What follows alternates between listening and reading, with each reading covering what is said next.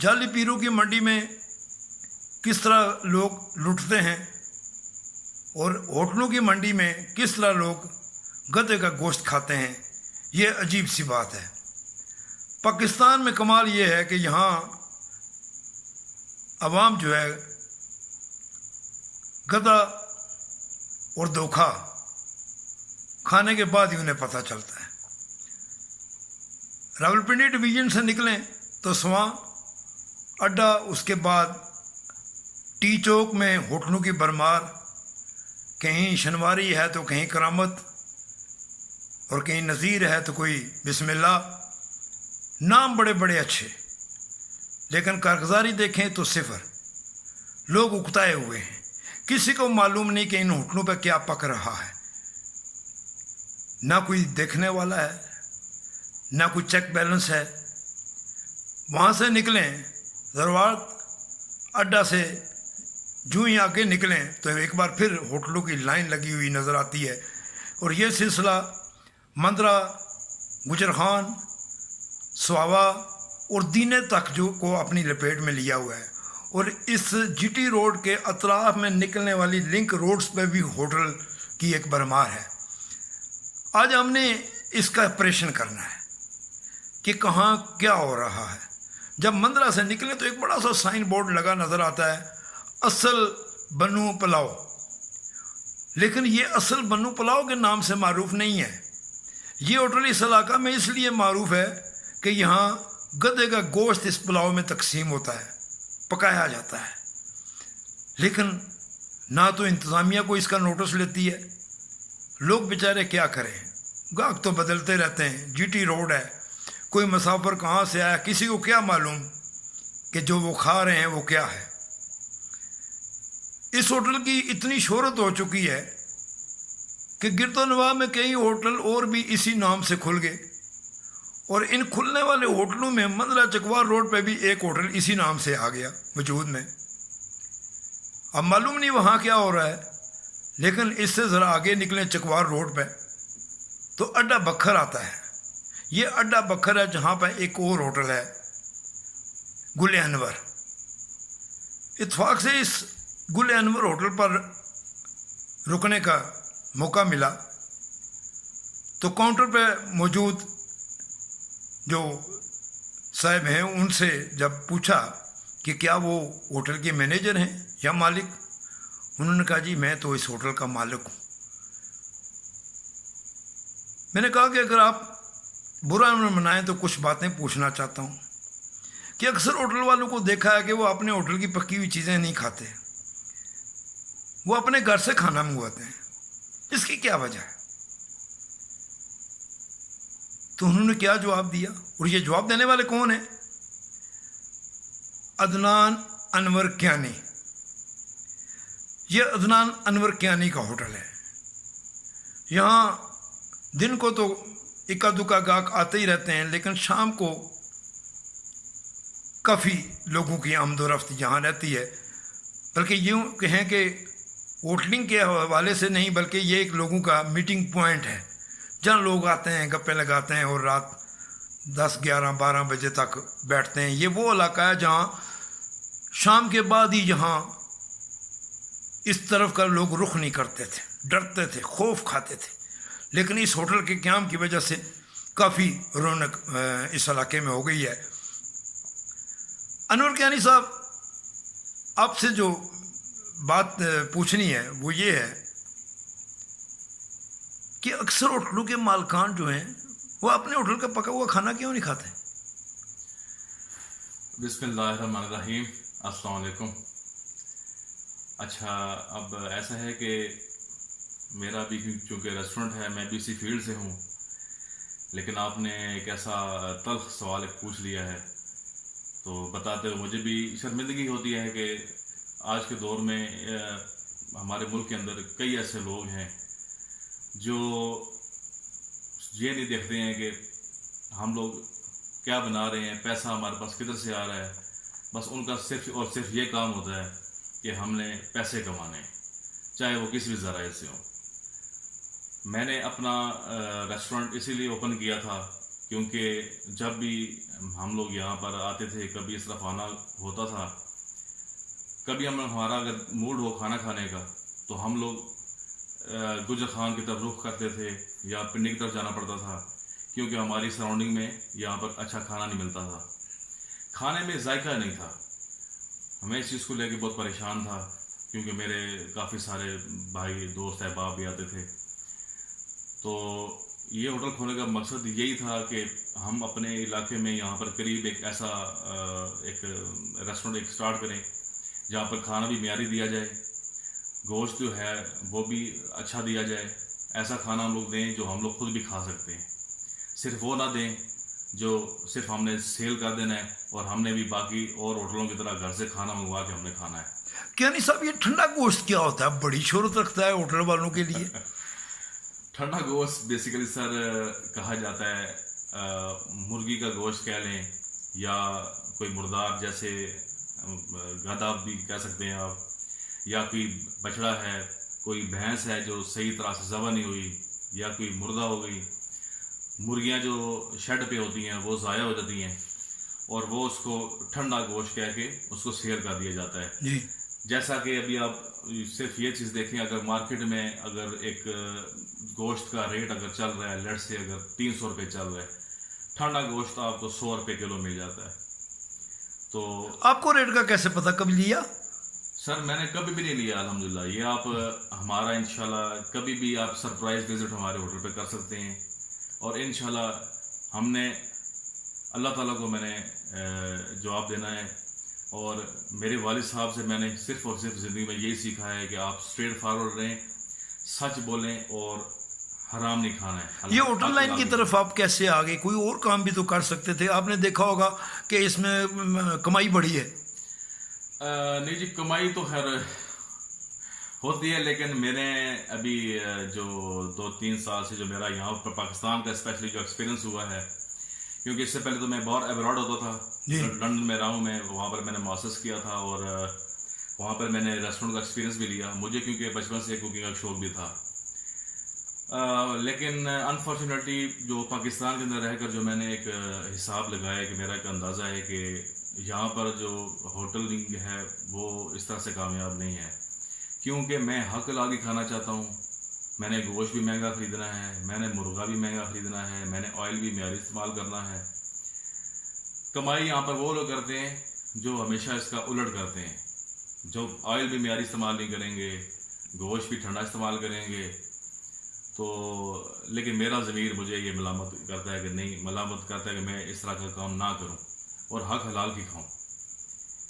तो ये एक बड़ी तल्ख हकीकत है कि मैंने भी कारोबार करके देखा है यहाँ पर, लेकिन आज की इस दौर में, इस हुकूमत में भी मैं जितना समझ रहा था कि होटल आसान है, सब कुछ मामला तो करते रहते हैं, हम लोग तरीके से होटल चलाते हैं, लेकिन इस चीज़ का मैंने अब निचोड़ मैंने ये निकाला है कि जो भी शख्स हक पर काम करना चाहता है वो पाकिस्तान में कारोबार नहीं कर सकता। अच्छा क्या साहब, अक्सर ये देखा है कि खासकर होटल लाइन ऐसी है कि इसमें हर अदारा जो है वो इसके पीछे पड़ा होता है, क्योंकि उसके दो मतलब होते हैं, एक तो उन्हें पैसा मिल जाता है रिश्वत के तौर पे, दूसरा उनको खाने के लवाजमात बड़े बड़े कमाल मिल जाते हैं। तो ये अदारे जो लोगों को तंग करते हैं, या मतलब क्या मामलात क्या होते हैं, क्यों होटल के लोगों के लिए ये अजाब बने होते हैं? बेसिकली नगीना साहब, कभी आप इस तल्ख तजर्बे से गुजरे? मेरे साथ तो मेरे साथ कई तजुर्बात हुए हैं। हालांकि मैंने इस होटल को स्टार्ट किए हुए मुझे हार्डली कोई 7-8 माह हुए हैं। अच्छा। 7-8 माह में पहले तो कोरोना की वजह से काफ़ी सारा प्रॉब्लम रही, काफ़ी सारे कारोबार बंद रहे, वो तो ठीक है, एक नेचुरल चीज़ थी। लेकिन उसके बाद ओपनिंग के बाद भी मुझे ऐसे लगा कि मेरे लिए लॉकडाउन है और मेरी सराउंडिंग में जितने भी रेस्टोरेंट चल रहे हैं, क्योंकि वो 40-50 साल से बैठे हुए हैं, उनके लिए किसी किस्म का लॉकडाउन नहीं है। जितने भी इन्होंने महकमे वाले आते हैं, कभी कौन आता है, कभी कौन आता है, कभी पुलिस वाले आते हैं, वो बस आए दिन हमें कोई ना कोई नए तरीके से नए मसले झेलने पड़ते हैं। मेरा ख्याल है पुलिस वाले तो वैसे ही बदनाम है, दूसरे अदारे कुछ ज्यादा नहीं सख्तियां करते। पैसा तो वो भी खाते हैं। पैसा तो सब बिल्कुल सच बात है कि वो भी खाते हैं। बेसिकली जो मैंने आप अपना तजर्बा कोई बताएं, क्या हुआ? मैंने अपने तौर पर सर यही देखा है कि सराउंडिंग में आगे पीछे हमारे जो रेस्टोरेंट्स में यही होता है कि वो यहाँ पर इन्होंने बड़े बड़े मगरमच्छ बैठे हुए हैं, इन्होंने मंथली सिस्टम बनाया हुआ है। अच्छा। इनको मंथलियाँ जाती हैं, वो इज्जत सुकून से उनको दो वक्त की रोटी भी दे देते हैं, मंथली भी दे देते हैं। वहाँ पर किन को देते हैं, कौन है वो, कौन लोग हैं? बहुत सारे इदारे हैं इसमें, आप कह रहे हैं पुलिस वाले भी हैं और महकमों वाले हैं कि गुजर खान से कभी टीम आती है, कभी कोई पिंडी से टीम आ जाती है। अच्छा। रमज़ान के अंदर जैसा कि मैं आपको छोटा सा किस्सा सुनाता हूँ कि रमज़ान के अंदर हमारे साथ क्या काम हुआ कि हुकूमत पाकिस्तान ने ऐलान किया कि अभी आप लोग सिटिंग क्लोज कर दें, जितने भी रेस्टोरेंट्स हैं वो सिर्फ टेक अवे दे सकते हैं, डाइनिंग क्लोज कर दें। ठीक है। हम लोगों ने वैसा ही किया। हमारे पास भी टीम आई गुजर खान से, उन्होंने ये कहा कि उन्होंने हमें जुर्माना नहीं किया, लेकिन उन्होंने कहा सर आज ये अनाउंस हो गया तो आप काइंडली मेहरबानी करें, सिटिंग आप क्लोज कर दें, आप सिर्फ पार्सल दे सकते हैं। लेकिन मैंने जब 2 दिन रेस्टोरेंट मैंने एज अ पार्सल हमने चलाना शुरू किया तो हमें सराउंडिंग से जो पुलिस वाले थे वो ये हमारी जो करीब जो चौकी है वहाँ से वो आके मैं कहते हैं धमकाने लगे कि जी आपने होटल क्यों चलाया हुआ है। हालांकि आगे पीछे जितने होटल थे वो सब ओपन थे। ठीक है। तो हमने उनको ये बोला कि हमें हुकूमत पाकिस्तान की तरफ से नोटिफिकेशन यही है कि हम लोग पार्सल दे सकते हैं। ठीक है। लेकिन उन्होंने हमें ज़बरदस्ती हमारा होटल बंद करवाया और पूरा रमज़ान बाकी आगे पीछे होटल आपका होटल जहाँ पर है उसको कौन सा थाना चौकी लगती है?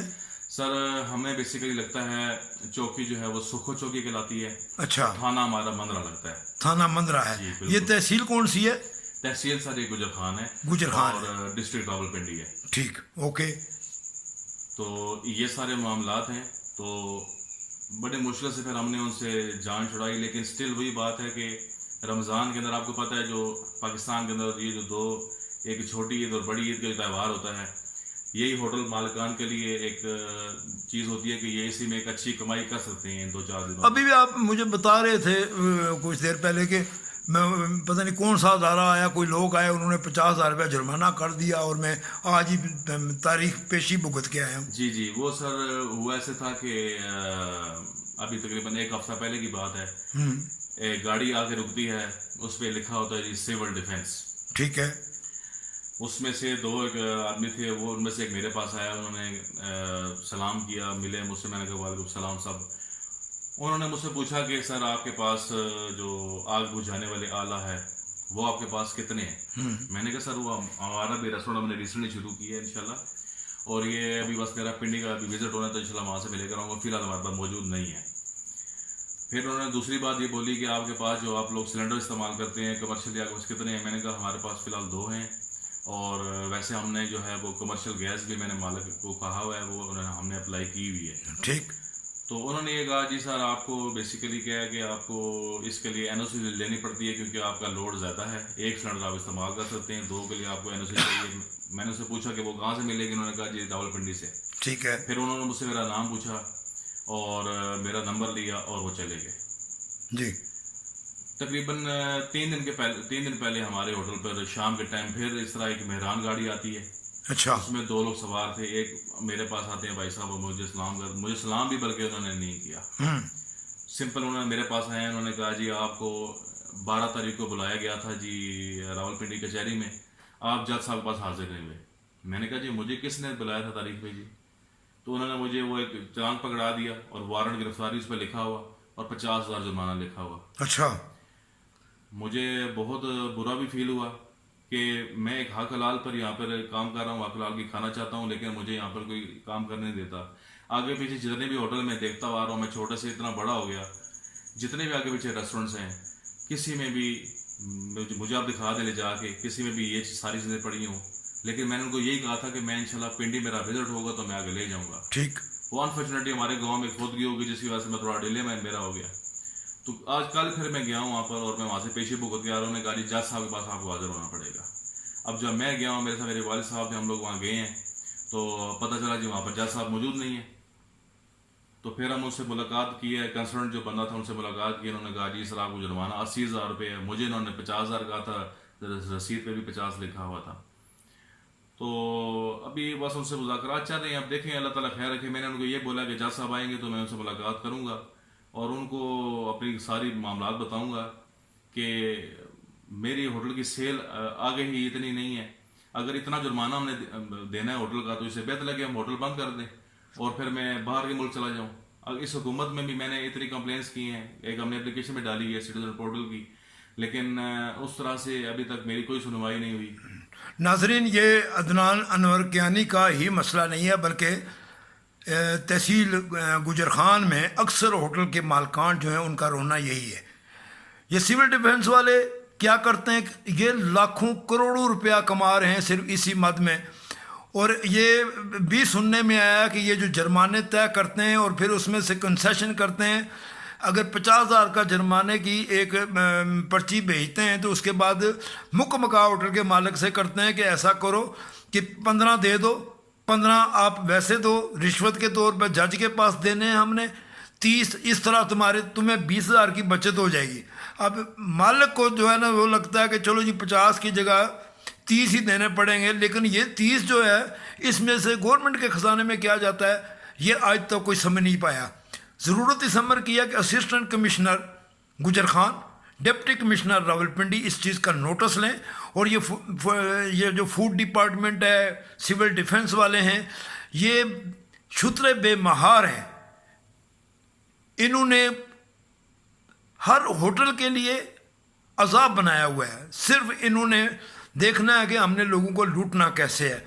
तो क्या कियानी साहब आप क्या कहेंगे कि ये आप पाकिस्तान में कोई कारोबार कर रहे हैं तो आप फिर मुतमिन कैसे हो सकते हैं जब ये सूरत हाल है, होटल का किराया है, मुलाजमीन की तनख्वाहें हैं और ये जो जुर्माने साथ चल रहे हैं, तो किस लिए फिर होटल करना पड़ेगा, क्या करेंगे? सर मेरी आपसे अर्ज़ है कि अगर यही हालात रहे तो ऐन मुमकिन है कि मुझे मजबूरन फिर बाहर जाना पड़ेगा वापस, क्योंकि मैंने वहाँ पर जो कवानीन देखे हर बंदा उसको फॉलो भी करता है, आपको बिला वजह कोई बंदा तंग नहीं करता।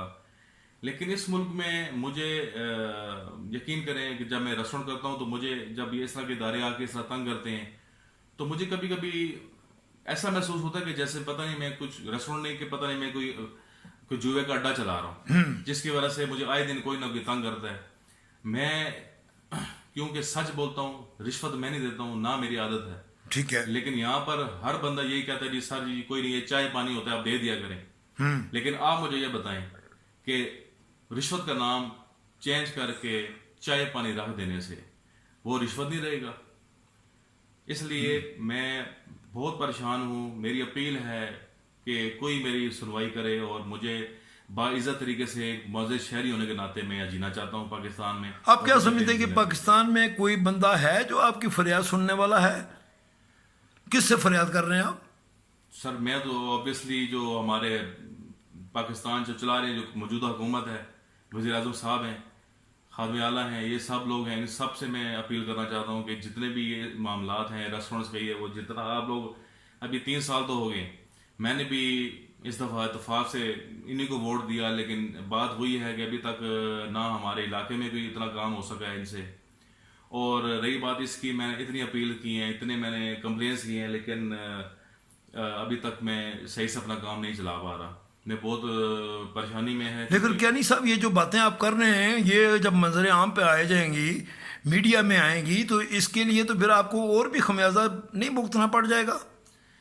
सर खमियाजा बेशक भुगतना पड़े, लेकिन हमने ज़िंदगी में अपने वालिद साहब से सिर्फ सच बोलना ही सीखा है और सच पे ही कायम रहेंगे इंशाल्लाह ताला। चाहे जितनी भी मुश्किलात आती हैं, परेशानियाँ आती हैं, मैं उसको सामना करने को तैयार हूँ, आगे भी सामना किया है। ये एक इदारा नहीं आया मेरे पास जी, 8-9 महीने में 8 से 9 इदारे मेरे पास तकरीबन हर महीने कोई ना कोई विजिट करता है। अच्छा, और मुझे नहीं पता कि ये या तो सराउंडिंग में कोई ऐसे लोग हैं जो हमारे पीछे पड़े हुए हैं कि हमारा रेस्टोरेंट का काम अभी हमने नया स्टार्ट किया, हमारा काम बेहतर होना शुरू होता है, साथ ही महंगे वाले आ जाते हैं। ठीक, तो आपको पता है जो पॉलिटिक्स चलती है हमारे इस तरह होटलिंग में भी पॉलिटिक्स चलती है। जी जी बिल्कुल। तो 12 देखते हैं, अल्लाह ताला खैर रखे क्या होता है। मैं तो बस ये दुआ करता हूँ अल्लाह ताला हमें कोई ऐसा लीडर दे जो हर चीज़ का चेक एंड बैलेंस रखे और हर चीज़ को तरीके से। लीडर तो अल्लाह ने आपको एक अता किया है जो कहता है कि मैं रियासत मदीना बनाऊंगा।